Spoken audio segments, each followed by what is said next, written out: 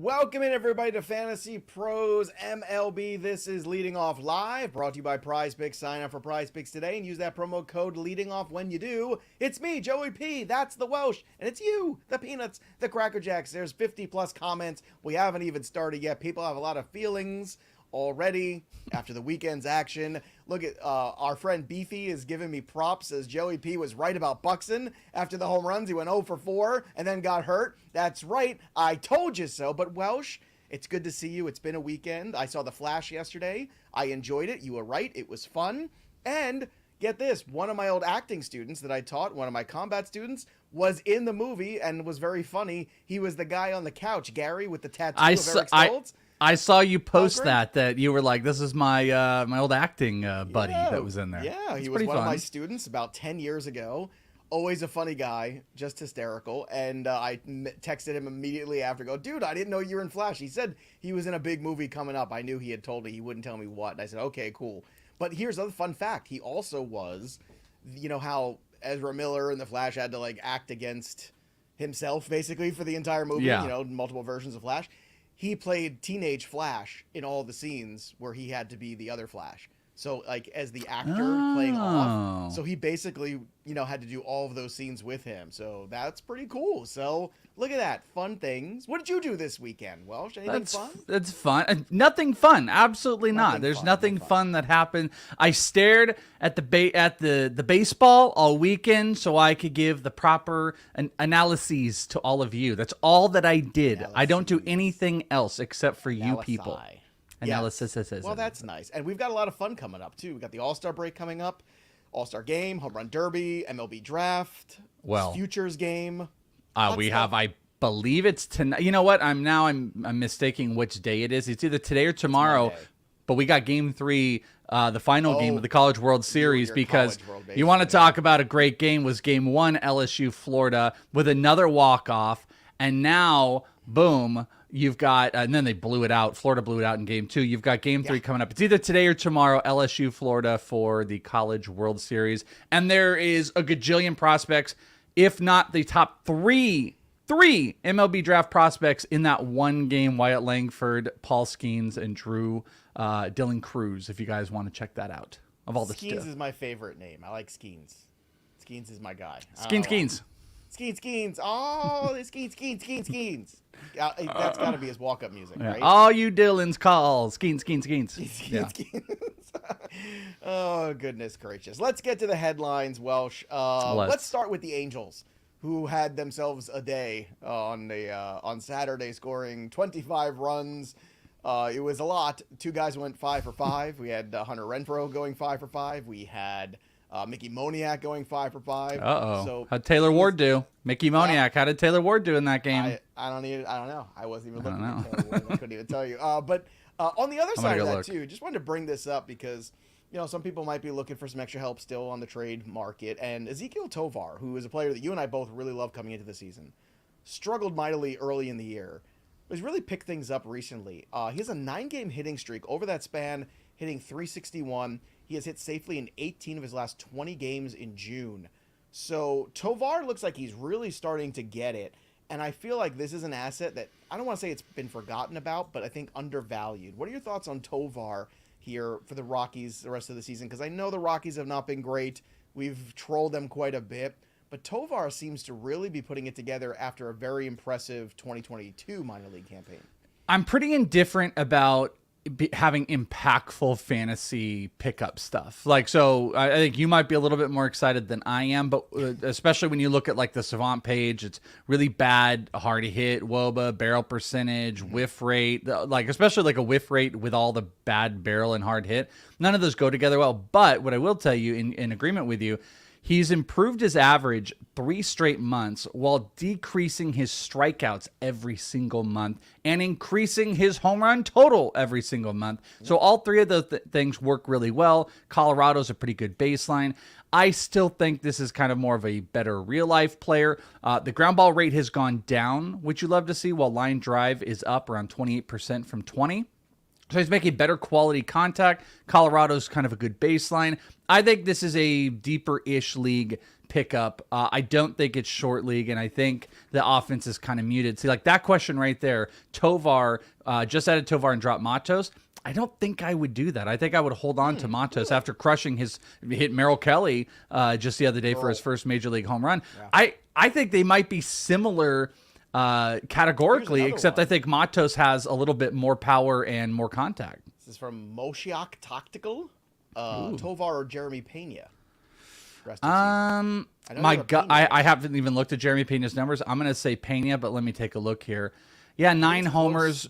More stolen bases are coming from Pena. He's hitting 250. He's actually they've almost got identical XBAs. I would still, and he needs to decrease his strikeout percentage. I would go with Pena on this one. I guess I'm just not as Tovar as you. Pena is the safer one, but I think Tovar is the guy that has a little bit, I would say more upside for that. And we're getting questions again, too, about all of a sudden the audio and my mic volume. So how about now? Am I nice and loud now? Is that what's going on here? I don't know. Are you? You sound fine to me. What did people say? You sound fine to me. But wait, are they complaining about me? That's the question. That's what I'm most concerned about. I don't know. But we've been trying to fix this. We don't know what's going on. But let's continue on with the headlines. Mackenzie Gore, 9 strikeouts in 5 innings against his old club, the San Diego Padres. So that was fun. Eury Perez was also fun. He gets his 5th W. The ERA is at 1.34.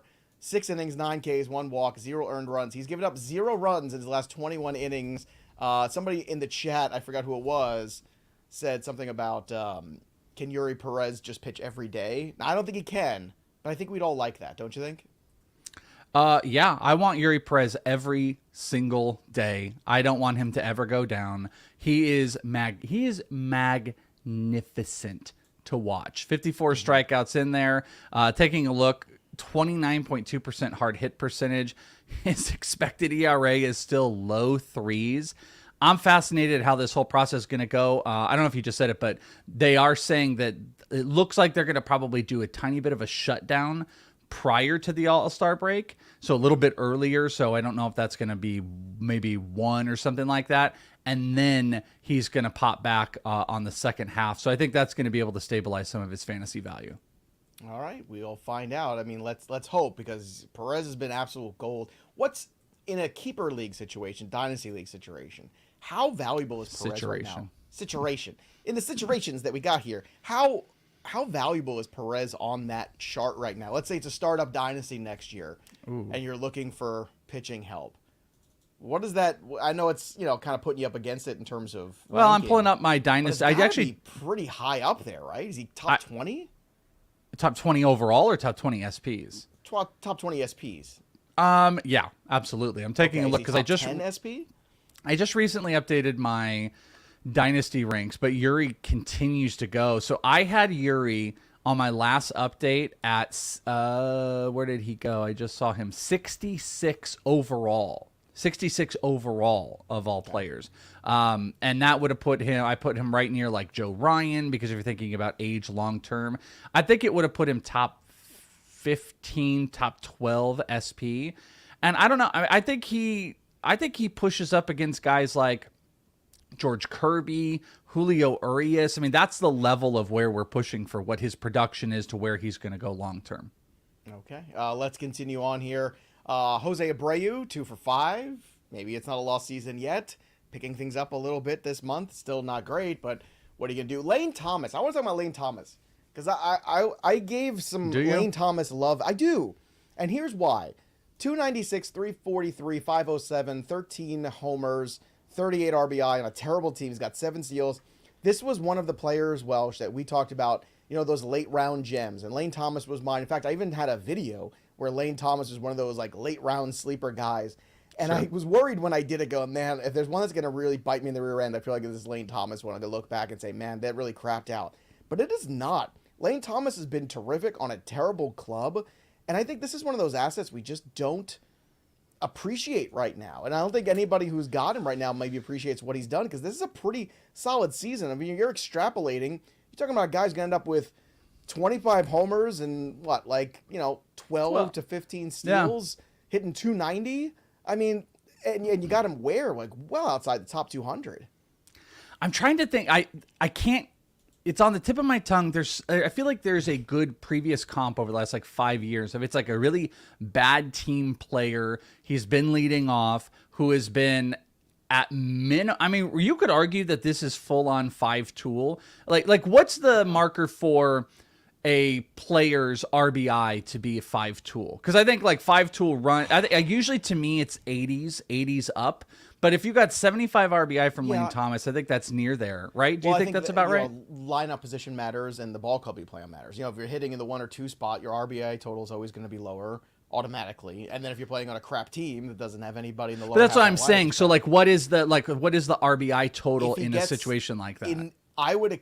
I would accept 75, but 80 is typically my threshold for both the runs and the RBI. So he looks like he is spacing out to be close to like 100 runs. Yeah. He's hitting near 300. He's going to go 20 homers, 10 stolen bases. He's a 5-category guy. I think 20, 10, 280, 75, 75, or 80, 80 is the 5-tool baseline, and he is going to borderline that. So you're right. He has totally been a nice, good, cheap option. He's not exceptional in any like expected or really any StatCast type of category. He just gets it done. He's scoring runs. He's not a league winner, but he is definitely one of those great cheap options as available nowhere. Wander Franco responded to his benching by hitting a home run on Saturday. So good for you, Wander. Don't take no crap off nobody. And Luis Arraez also continues to hit baseballs all over the place, including a home run this weekend, too, which I know Welsh loved. Luis Arraez home run. I can't imagine the tweets that came your way. I didn't get a single one. I didn't even know that this is the case. It was the weekend. It's like a miracle. If it was on a Tuesday, you would have gotten them. It's a blue moon. Rookie-looky. I turned into a vampire.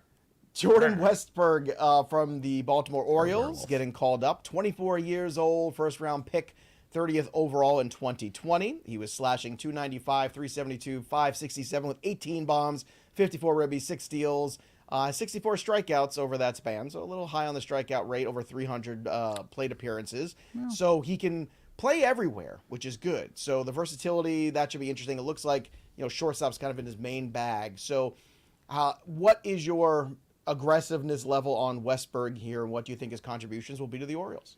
Jack Nicholson gif. Yes, this is aggressive. Yeah? This is pick up. Yeah, okay. I would drop Tovar for Westburg, and that might not feel popular, but I love Jordan Westburg. He's been near the tippy top of homers in the minors.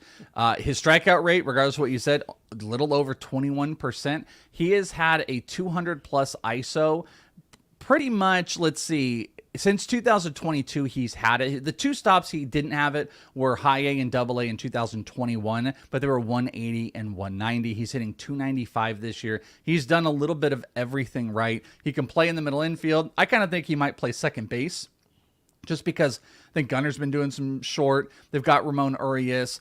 But they might just, push all these guys around. Maybe Gunner is going to be, the full third and Jordan's going to be shortstop. But regardless of the point, this is not a crazy strikeout issue, big power shortstop who's been dominating the minor leagues. He has been the secondary to CES. Like, we've been screaming, where is Christian? We're still screaming, where the hell is Christian Encarnacion? Give it to us. But Jordan Westburg, to me, has been the other one. So this is a huge call-up. This is huge offensive potential. And as much as, like Tovar is pushing into like a positive territory, I just think Westburg is going to be a lot more RBI centric. He steals a few bases, probably nothing big at the majors. He walks a little bit. It's a great recipe. I'm a must pick up Westburg, or try to pick up Westburg in most instances. And as Welsh mentioned, and it was in the rookie, so we'll mention it again in case you missed it, Luis Matos 2 for 4 with a 2-run bomb on Saturday. Congratulations, kid. Off Merle. First big league homer there. Injuries, not too bad. Jose Altuve, again, something else, sore heel for him. Altuve's 33 years old. Maybe things are starting to catch up to him. All the games, all the playoff games. I think that's something people forget, too. The players that have, the smaller player, smaller frame, you always wonder about what's that guy going to be like when he starts to get into his 30s, especially style of play, plays in the infield, second base, aggressive base runner in his career, and then all the extra games that he's played in his career in the playoffs. I think the wear and tear and the mileage is starting to catch up with Altuve a little bit. I'd be very concerned with him as a long-term option in keeper dynasty formats. I think you want to get out here if you can, get a good run out of him, and flip him here at some point. Yeah, I think his cost is like a bad spot right now for everything. Yeah, you gotta wait. You might have to wait a little bit. But I'd also point out, like, dude, as a 40-year-old, I put on sandals and I walk around in sandals. The next day, my heels hurt. My whole legs hurt. Like, just wearing sandals, I do. So. I got my compression socks on right now. Byron Buxton, I actually don't right now. But sometimes I do. Sometimes I do. What are compression? Oh, like the tight, like I have. Yeah, like those. the copper fit ones. Yeah. Oh, like if I go run or I do that stuff, like afterwards I'll put the compression socks on. I'm trying to be proactive. Do you remember when you were younger? Fascia, and yeah, a painful thing. And I continue on anyway. I remember when I was like 13, 14, I played a ton of like street basketball, like competitive with like older guys. And you would just see the guys that got like knee pad, elbow, ankle. You'd see all that stuff and you're like, what is the deal? And then now you're at that age and you wake up and before you do anything, you're like, all right, compression sock on here, Advil over here. Takes you an hour to get set. When I go, I'm just feeling Altuve. I've got the elbow, the compression elbow things and stuff like that. The whole thing. I'm like the Terminator. I got gear up. I got my gloves. I got the elbow things. If I'm doing legs, I got to have the knee things on. It's a whole thing. It's a whole thing. Did you do that when you did that batting practice with Pitcherless and all them a couple years ago? Did you have all that? I'll still get up and swing the wood bat and take somebody deep right now. All right. In a major league ballpark with a wooden bat, I have 100% confidence I can do that. Ooh. Seriously, I see, first pitch is coming, and I've been thinking about trying to organize like a home run derby. See if I can get a team to want to assist her in the Arizona Fall League to do a home run derby. Would that get you out here? Would that get you out here for first pitch? It might. It might. And the problem is first pitch. The problem is always the same thing. It's the thick of football season. Just one weekend. I know, but it's hard. It's on the radar. It's on the radar. Byron Buxton not on the radar. He was out due to back spasms. Shocker. James Paxton was pulled from his start after 4 innings with a knee soreness. Shocker. And here I want to throw this out there too, because I've taken a lot of crap from Max Muncy this season, because I said Max Muncy was washed. And you know what? I'm going to stay true to that. I don't care how many home runs he's hitting against the Giants, all right, Max Muncy? You seem like a really nice fellow. You seem like a good guy. You seem like a guy to have a beer with and I want to hang out. But I don't care about your 18 home runs. I care the fact you're hitting 191. How many times can Max Muncy get under 200 and still be a viable major league player? Welsh. I care about the home I think he can do it probably every single season. Now, is it a player that I want to roster fantasy? No, I'm not into that stuff. I don't like the Joey Gallows. When I don't like what Schwarber was doing, but you were just buying back in on June Schwarber. Yeah, I don't like sub 200 guys, whatever counting stats they have. I actually think, as much as Muncy has kind of shut you up in a couple points, which, by the way, every time you bear down on Max Muncy, it might be buy Max Muncy right now. It might be a buy, because whenever you bear down, it goes crazy. Whenever you bear down, but like I'm not into any of what this is going on, and it's actually been, I think, much worse than like we felt. It's been a bad season. Yeah, it is, and everyone's like, "Oh, look, Max Muncy turning it around, all the home runs." And you know what? Where's he been? I haven't seen him on the show sheet except for being hurt. And I don't hold that against him because, we were just talking about how we're old and hurt. But hitting 191, and last year he hit under 202, enough is enough.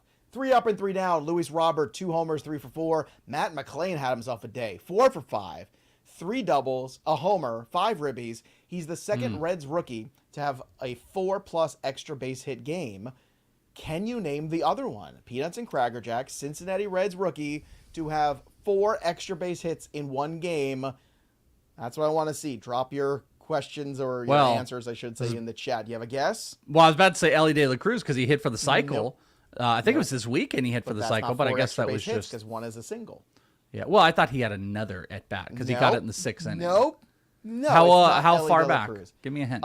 We remember. The North remembers. It was in my childhood for sure. Your early childhood, I believe. But I would say the late 80s. Eric Davis. Nope. We have the answer. Look at this. Beefy nose. It's Chris Sabo. Sabo's goggles. Look at that. Sabo. I would have hoping that Sabo's goggles. Oh, Ryan Ellis actually got it first. So Ryan, you're the winner. You're the guy. So apologies, I didn't. Congratulations. See that, but Chris Sabo's that guy. Chris Sabo was the hot thing with the glasses, the goggles, the whole thing. Sounds like Took a wrestler. baseball by storm. Had a great rookie season. Reds go out there, they won the World Series in the early 90s, and then it was like disappeared. I have no idea. Tyler Glass now, remember how we weren't worried about him? Well, that was good because he had 12 strikeouts against a terrible Kansas City team, 1 walk. He only had 5 innings, but I don't care. He struck out 12 guys. I'll take that every day of the week. 3 down, Ellie De La Cruz. Sorry, we got to keep it real, Ellie. I hate talking trash about you on the show. 0 for 5, 3 Ks. Adolis Garcia, 0 for 5, 3 Ks. And Zach Wheeler, 9 hits, 8 strikeouts, but gave up 5 earned and 5 1/3 in what was a despicable, horrible performance by the Mets. They had Robertson waiting in the bullpen. They hit 2 guys with bases loaded, and the next thing you know, that game is over. What a horrible, disgusting, terrible loss by the New York Mets. I don't want to talk about it. All I want to talk about instead are the PrizePicks. So, if you haven't already, make sure you go to PrizePicks, download the app, or go to PrizePicks.com. Use that promo code leading off when you do. You get a 100% deposit match up to $100. Welsh, pick the prizes for the people. Oh, wait, what's that? Welsh, did you hit your PrizePicks on Friday? Yes, I did hit my PrizePicks on Friday. That's so interesting that you asked. In the crazy one I had of Clark Schmidt under outs, AJSS, who's now optioned, and Webb no run first inning, and Bayo and Giolito strikeouts, we did smack. So let us smack again. This week, today, we are going with Dylan Cease outs, 16.5 under. So that's essentially 5 2/3, under 5 2/3 up against the Angels. Ellie, we're going with a run, just 0.5 over. And Corey Seager, fantasy score 8. Those are my 3 plays, 20 to pay 100 on the PrizePicks. Let's go for 2 in a row. Great comment in the chat here from Tim. Big fan of Tim in the chat.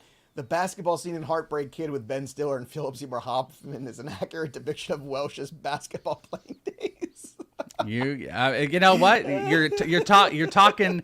You know that gif Talking of smack. like of screw around, find out. You're gonna find uh-huh. out. You're gonna find out. I mean, you might think it might look like a big goofy guy, but basketball was actually big. I could see you as the basketball. Long sure. range too, 3-pointers. Yeah, watch out. Outside I beat you in the shoot. basketball contest in the great leading off shoot off. You did. I did. Oh, you were about to caveat it. So you were about to caveat I'm it. just saying. I'm not caveating. You won fair and square. If we get out there and do real sports, that I would like to see. And maybe first pitch we do. I will again. I don't think you want real sports. You're going to be disappointed this big guy beat you. No. In basketball, yes, that's fine. I was never a good basketball player, even though I played. I was a rebounder. I was a facilitator. I was not a great basketball player by any stretch. But baseball, I can still hit. And I will go out there and I'll take BP live. I don't care. No big deal. No big thing. Spencer Strider, 9 is the number. Now, look, I know I always go under on the big numbers, but today against the Twinkies, I'm going over. This is going to be a double-digit day for Spencer Strider with the strikeouts. I'm just telling y'all now. Telling y'all now. I know it's a big number. I get it. If you can find a friendly site for the ladder bet of this one, I'm thinking we get to 12 with Spencer Strider against the Twinkies today. Telling you, I can feel it in my bones. Luis Castillo, 6.5 pitcher strikeouts over, and Julio Rodriguez, 8.5 hitter fantasy score over. Betting wise today, Sonny Gray's got a small number against the Atlanta Braves with the strikeouts. It's 4.5. Get the over on that one. The juice is a little higher, so you might have to pair it with something else. Same thing with Spencer Strider, though, but you're getting the 9.5. I know it's a huge number. I get it, but it's plus 106. I like it. I'm going to go with it. And same thing, staying true with Castillo. You're getting even money on the over on the 6.5 Ks. That's where I'm looking for the betting today. Welsh, you've got Verlander on your betting card. I almost thought about that, but I just don't trust him right now. Maybe I have some road rash from yesterday. I don't know. I understand it. Team context, team matchup, I think works a little bit in favor for him today, and it's plus money on the strikeouts, 6.5. I don't think he's hit it in his last 2, but it's still Verlander, and it's a favorable strikeout matchup. So I've got his K number, though strikeouts have just not been my thing this year. That is one of them. It's kind of a light day. I do love these 2-piece parlays. There's just 2 little piece parlays. I got a hit parade, which I love. Ezequiel Duran and Shohei Ohtani, both to register just 1 hit, plus 117. Duran has like 3 of the last 4 games. He's had multi-hit games. So I love that one. I'm on Ohtani today. So that's plus 117, Duran and Ohtani. And then a just straight money line play, Seattle and Texas. Money line pays you 110. So those 2 won't show up on the leading off board, but just mark those down in your heads. Those are my 2 probably favorite plays. If I had to pick one, I think I'd go the money line play, then the hit, and then the strikeout. So it would be reverse order of what I said as far as what I love today. Okay. I love Sorare every day. FantasyPros.com/collect. All you have to do is sign up. It's free. It's cards. It's fantasy. You make your team. You manage your players. Look at that Shohei Ohtani card. Look how sexy that is. Aaron Judge right behind him. He's making that face right now because his toe hurts. You know what they call those, Joe? What? That card right there? That would be a team color card. It's always sexier when the player's jersey matches the card color of rarity, and that is a rare version. Those are even better. And you got the gold Aaron Judge back there, too. So, again, go play Sorare. Check it out. It's fun. It's cards. It's all of those things. You can also join the league, fantasypros.com/leadingoffleague. We've got all of that for you. And we've got DFS. Now, sliding scale today on the pitchers, shorter slate, which is good. I like this. If you want to go cheap, it's Verlander at 8.1.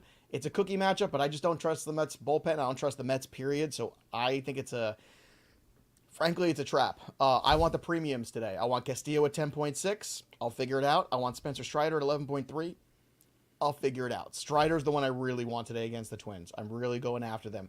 Mets, Braves, Seattle, those are the places to look for offense. And Seattle's got some cheaper guys in that lineup, and so do the Braves, because the Braves have Rosario at 2.9, Arcia at 2.8, and Michael Harris at 2.9, all under 3K. So you can just go into that stack there. Now, if Sonny Gray wins, Sonny Gray wins. If you want to do the Oppo lineup where the Twinkies are good against Strider and Sonny Gray gets a W, that will probably cash if things go sideways. But I do think it's best Spencer Strider lineup wins today. Julio is my pick for the home runs. That's where I'm going today. I don't think we've got the home run board today. I don't know where Ethan is with that, but I think you and I both hit on Friday, and then we didn't get a weekend one. So we did not. That's okay. So I got to be going at 20 for your now. home run call. Where are you going? I'm going to do a layup. I'm going to play Shohei. I got Shohei on the hits. I'm going to play Shohei for the home run call. I don't know if I think I played him once or twice all year, but I'm going to play Ohtani today for the home run and get rocking. I got to tell you, last week, very good betting week for me. Horrific home run calls. I don't want the betting to stop, but I want to pick it up just a tad bit in the home runs. I want to get back on that board. I miss it. There you go. And we just gave away, I know somebody won the MLB TV thing. We're working on getting that all set up. And Razor is 11th in So Rare. So keep going, Razor. Let's go. Winning So Rare. The Reds are in first place. He's at the top of the home run board. Everything's coming up Razor this year. I'll tell you. Good for you, Ramon. Well done. We'll be back again tomorrow to do it all again. That'll do it for us for now. In the meantime, the story of the game goes on. For the Welsh, I'm Joey P. We'll see you next time, kids. Bye. Bye-bye.